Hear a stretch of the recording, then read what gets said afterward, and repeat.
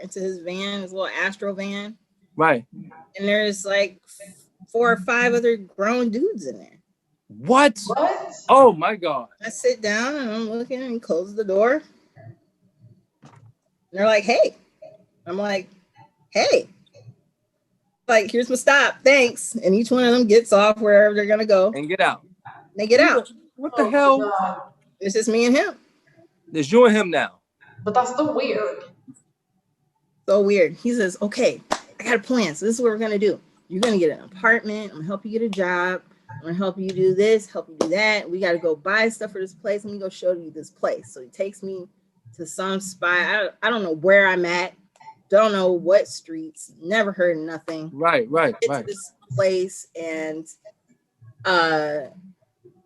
we get to an apartment. It has like kind of an upstairs. It's like, here it is up here. Open, opens the door. Somebody opens it for him. I don't recall if someone was there or not.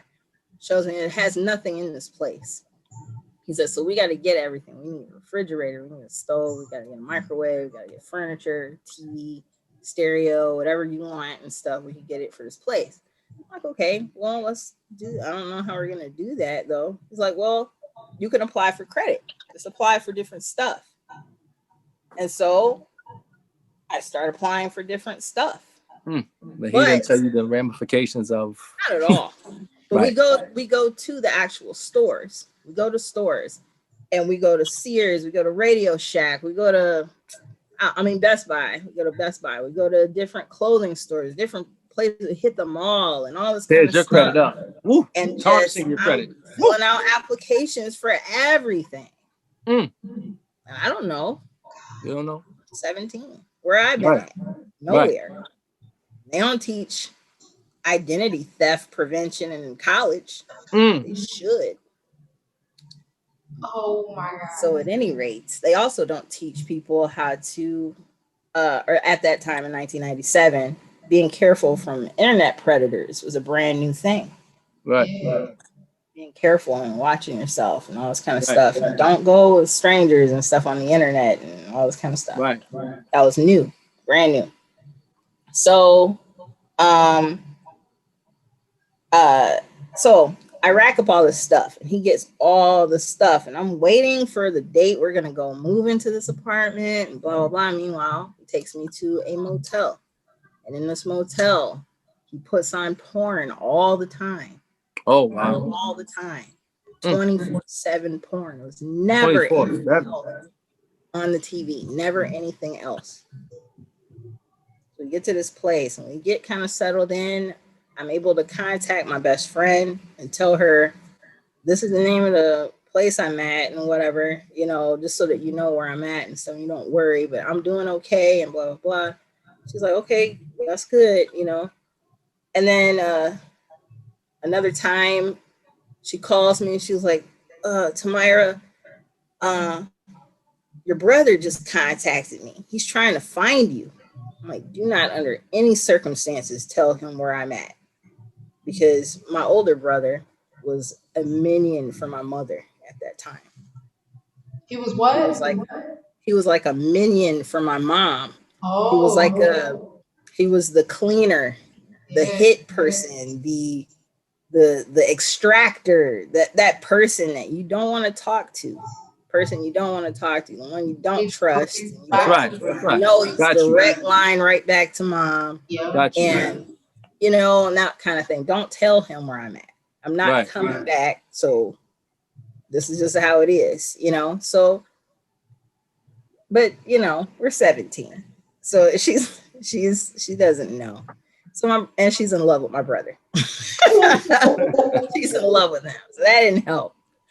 So he calls her and has her call me 3-way.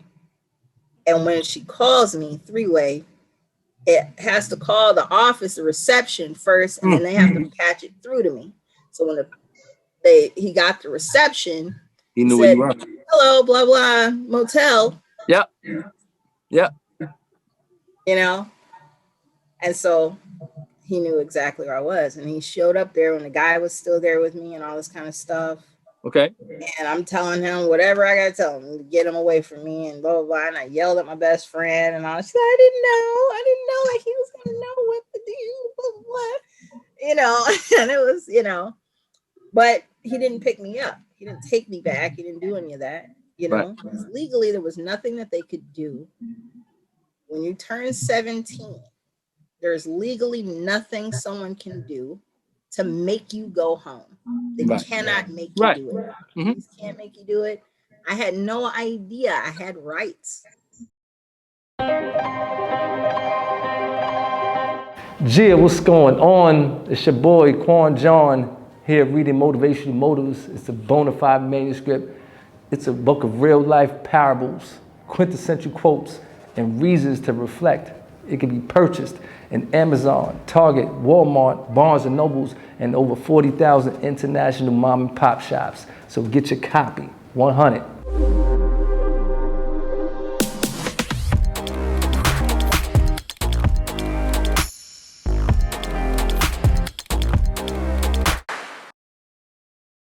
Until that point. That's when I learned I had rights, So that was quite a bit that I learned in that experience. So, however, this date for this apartment never came up. Never seemed to come up. And where's all the stuff being stored? And like what, Who's paying for the hotel? He is? It didn't appear to come out of it didn't come from anything I had. It didn't appear that way, But how long did you guys stay in this hotel? How long has it been? A month, a week? It had to be maybe a week and a half, maybe. Okay. All right. Something like that too. Okay. And a little motel like that, they might have weekly rates. Yeah, the cheap joints. Yeah, I got you. Little cheap joint like that, So it wasn't anything. $200 for a week. Not a lab. No. I wasn't in a lap of luxury or nothing like that. $200 for the week back then. But like you talking about 25 years ago, yeah. Back then it was. Yeah, you know what I'm talking about. $200 a week. Exactly. So yeah. So this guy though progressively has his way with me in whatever way he wants to. Under the auspice that we're gonna be together and be together, right. Whatever web he's got to weave to continue to get whatever it is he wants to get out of me for as long as possible. Right. And then whatever gravy train he's on with me, Right. So then one day he tells me he's about to go get the keys and he'll be back. I said, okay, cool, finally, Right. What's up? He leaves and then I get a call from the front desk. So your checkout time's at 12. Okay, well, that's like coming up. It's like 20 minutes from now, and he's not back yet. And I'm waiting and waiting. He left. So I know at that point I had to pack up our stuff and I put my little stuff in my basket and I brought it to the front desk.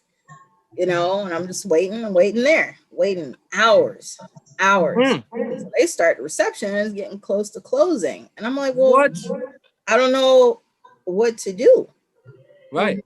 I'm like trying to call, I'm using their phone in the office to try to call every number I can think of for this guy or his friends or something. I remember one person at one point gave me their number.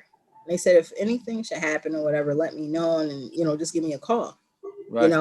So I called that person and they're like, yeah, I don't know where he is or what he's doing or nothing like that. And I haven't heard from him or anything. So just hang tight or whatever. What? Thanks. So fortunately, I had made other friends online as well. Right. Friends were a lot nicer than this person. There was this one guy, I'll call him Sam. That was not his actual name. Okay. Sam. A Middle Eastern Muslim gentleman who came out to the hotel. He must have come from Dearborn. Now that I know my surroundings better, okay? Drove all the way out to where I was from Dearborn, which is let's say it was probably a good 30 minutes from where I was at. Okay. At that All right.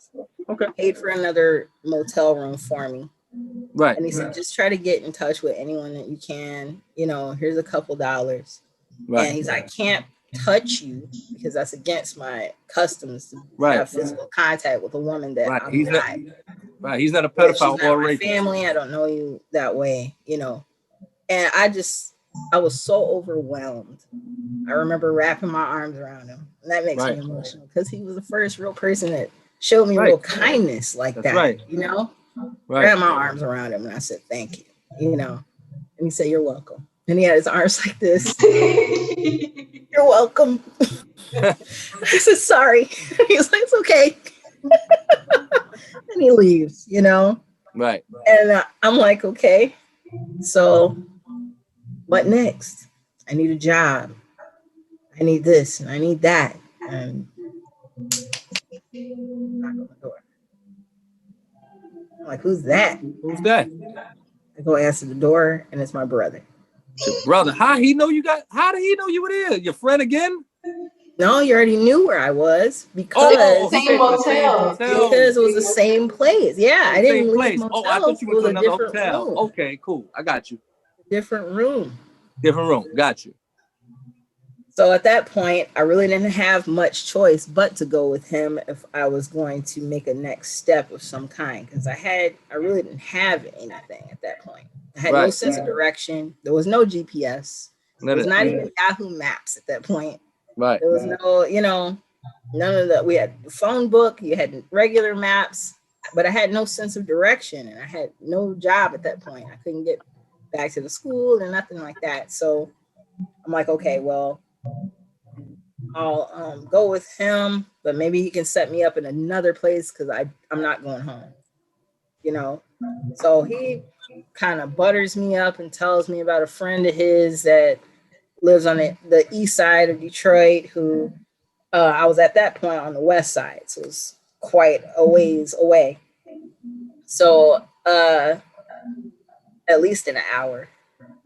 And he said it's his friend's grandmother's house. You know, she often has relatives come and stay if they're having hard times or whatnot. And he knows that she would put me up and whatever. So I could just go back there. He's like, but why did you leave? What? Why He don't did know you what's leave the going house? on?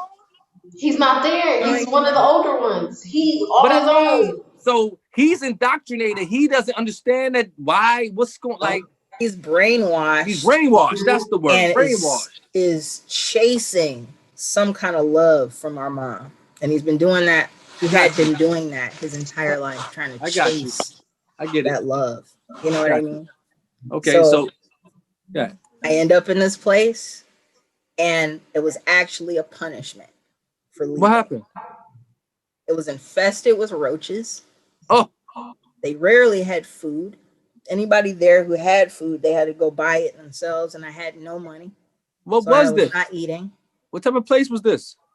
It was a house. It was a house. It was a elderly lady's house. Oh, that was just in great disrepair.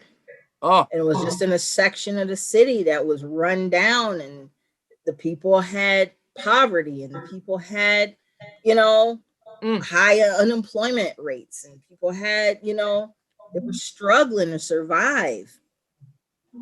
And so I had to sleep on the floor with roaches crawling all over me. Oh my after God. I had experienced statutory rape for the last week and a half, and I had been manipulated and had all of my financial foundation taken from me.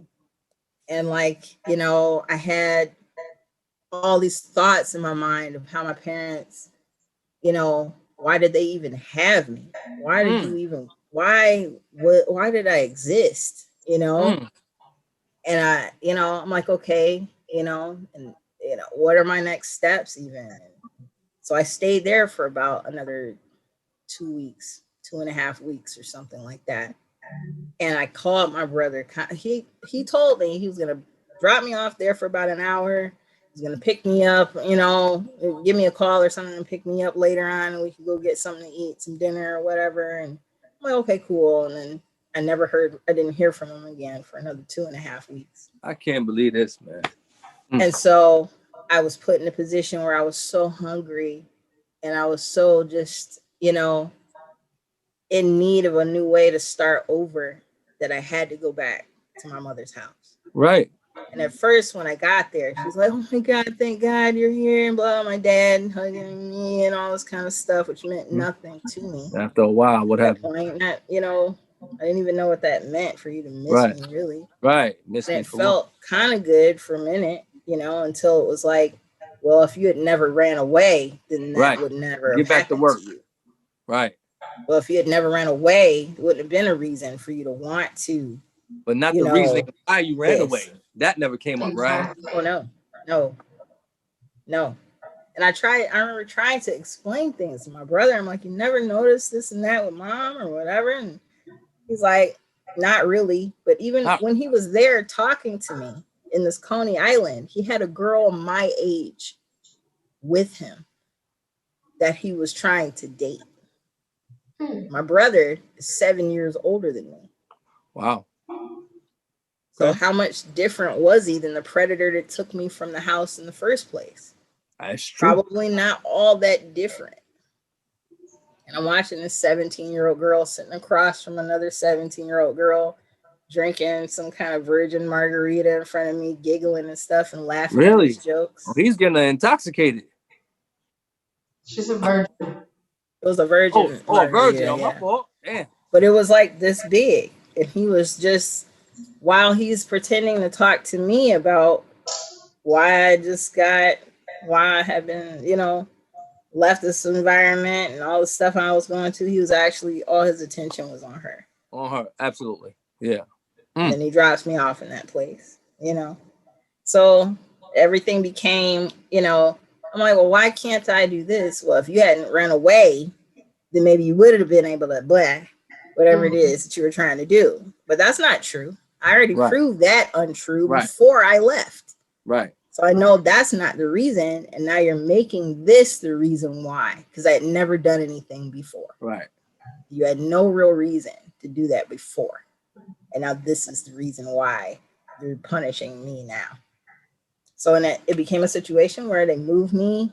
They didn't let me stay there, in the house of my siblings anymore. My mother punished me by cutting me off from my siblings together, not allowing me to have or continue a relationship with any of my siblings. She moved me to Ann Arbor, which was that good 45-minute drive west, and put me in an apartment by myself. She was paying the rent? She was paying the rent right off campus, right off of Eastern Michigan University's campus. Right. And so she would come there maybe 2 days a week or something, but I was there by myself the great majority of the time after that. Doing what? What were you doing? I had enrolled in Eastern Michigan at 17. I had the equivalent credits to be a junior in my bachelor's degree program. Wow. By that time. So I was 17. But it's funny that thinking back, it's funny that my intelligence could be completely ignored during that entire process. Yep. That entire process. But at the end of the day, that was how I was able to leave that environment. My mother didn't any longer see me as fit to be there in that place, which actually worked out better for me, that I wasn't seen as fit to be neglected anymore because you knew too much. I knew too much. I was too exposed. And in that environment, I would have taught her children. Man. Woo. I would have taught her children. So she removed me as a teacher. That's right. You would have taught the other 6, right? I had, even in that, you're as lowly as things still were, because now my credit was unusable. Right. As lowly as things were, I was still in a position of being a matriarch in the house. at 17, and she could not keep me there. Right. You're a threat. You're a threat. That's why I ended up in an apartment by myself. So on a negative aspect, it looks like, damn, you're 17, you're just a kid, you're a child. My daughter now is 17. Right. I cannot imagine any aspect of this for Me her. either. Not any glimpse of it. So Right. where For are you me. in your life right now? Say that again, I'm sorry. Where are you in your life right now? Right now, I have almost 20 self-published books that I've written myself. I am an 8-time international best-selling author. Oh, I am a literary publicist that helps new and aspiring authors, self-published authors with multiple books self-published, to learn how to turn their self-published book into a $10,000 a month revenue stream. I have a master's degree in English as a second language. I regularly help people with, I just finished helping a gentleman edit his article for Men's Health magazine. I own my home from the profits of my own books, free and clear. wow. And I'm a single mother of 5 beautiful children, 4 sons and 1 daughter. And I'm a leader in my life. I'm a Yes, you are. CEO in my life, Yes, you are. Yes. despite all these things. Yes. Question: Have you written about this extraordinary life? Have you put this down in a manuscript? I have. And as a matter of fact, the first book I wrote was called Better Than Credit Repair. It became the #1 best-selling book. Right. I put parts of my story in that from the point where, I ran away and those things. Yeah. But then my story of breaking free is my book called Breaking Free, Transform Your Business and Shift Your Family's Life into Abundance. I've seen it on Amazon. So that's the book where they can read how you got from here to here. Yes. In your life. I also have an affirmations book for every time in my life where I had to speak positively back into myself when everything in my environment was feeding negativity into me. I created a 365-day, it was a 386-page affirmations book to help you through seasons of your life. Wow. So I have a few addressing those different traumas, and I have a few more coming up. So yes, in different are ways. Incredible. I mean, I'm sorry, our viewers are probably gonna be like, "Oh, she says that all the time." I do, because we interview incredible people. But you are incredible. Like, I can't even fathom half the stuff girl, your life is a Lifetime movie. I feel like I just sat here and watched 2 hours of a Lifetime movie. And it's real. But it's real. And it's real. Not just that, but you're sitting there and you're able to actually articulate everything that you went through, everything that happened to you. You were able to sit there and tell it to us. And you laughed through it. You gave us amazing detail.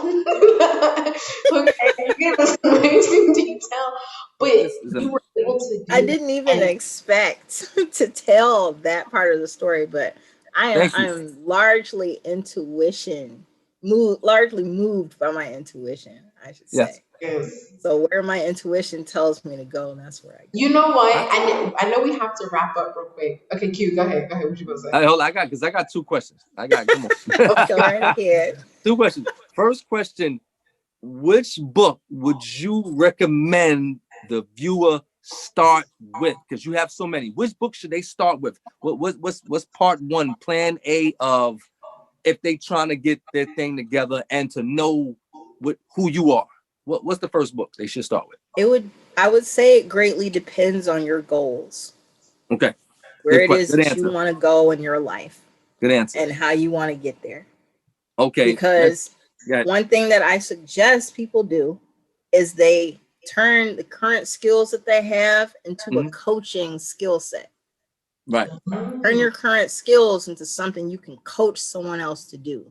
Right. So if that Like appeals that. to you to do, then pick up the book Breaking Free, because it not only talks about breaking free from the ties that bind negativity together and trauma together and things like that, creating value and faith and belief in yourself and in your goals and in where you're going to go, Right. you know. So it gives you that foundation to turn Mhm. what you know now into something that can help you get to a better place Right.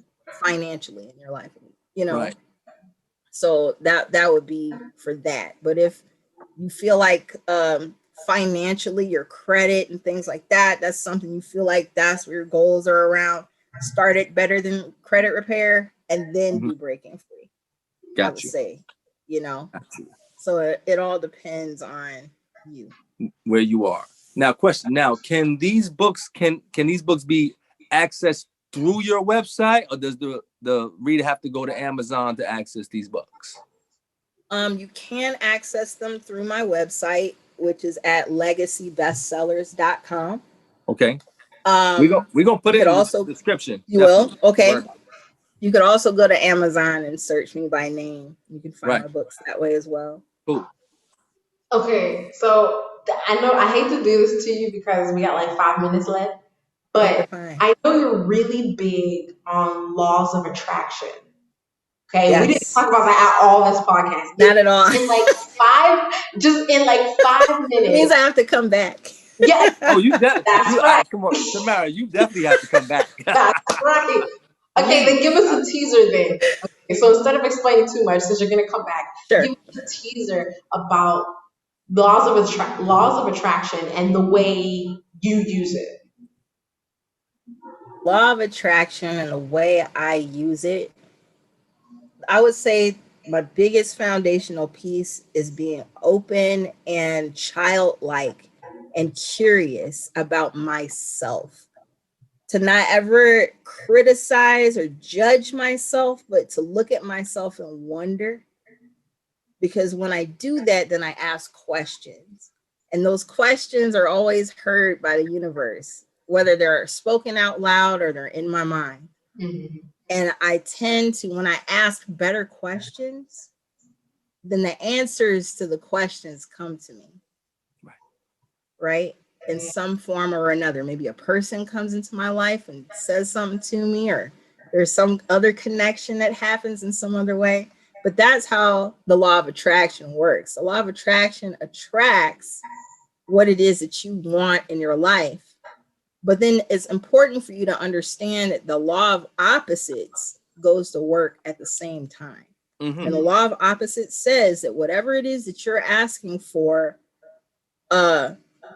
as to build yourself, more strength, better, more faith, more trust in yourself, more patience, no matter what that is, it will give you that opposite thing that you need more patience for, that you Right. need more strength for, that you need more of that, and that's your reminder to be seated in that power that you have inside. And Right. you have a choice, that red pill, blue pill, in those moments. You curl up in a ball and let it keep kicking you, or do you keep getting up? Wow. Well put. Well put.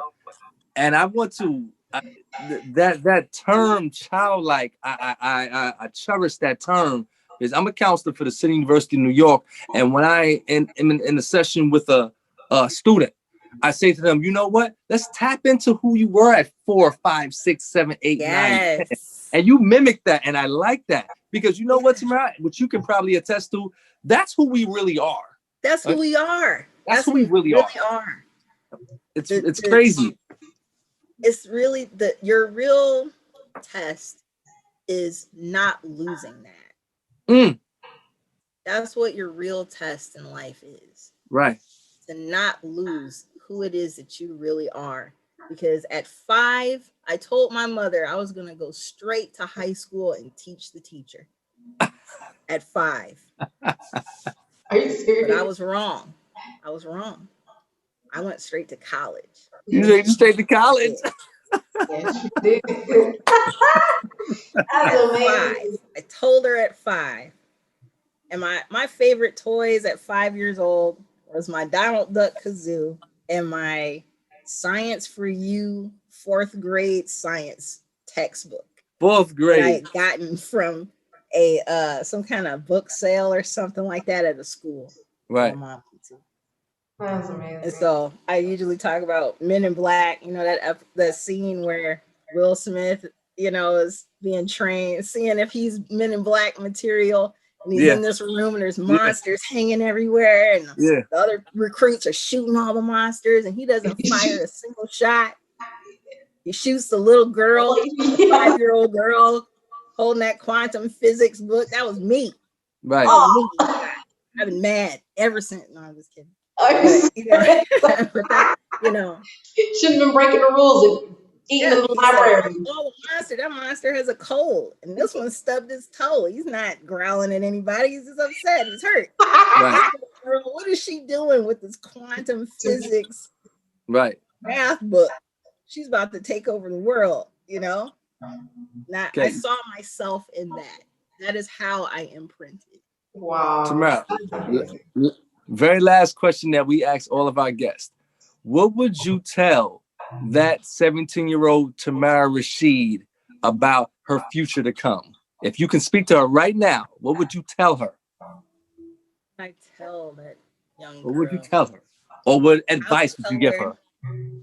I would tell her the same thing that I saw on Rodgers and Hammerstein's Cinderella with Brandy and Whitney Houston. It came out that year I turned 17, and I couldn't get out of my head.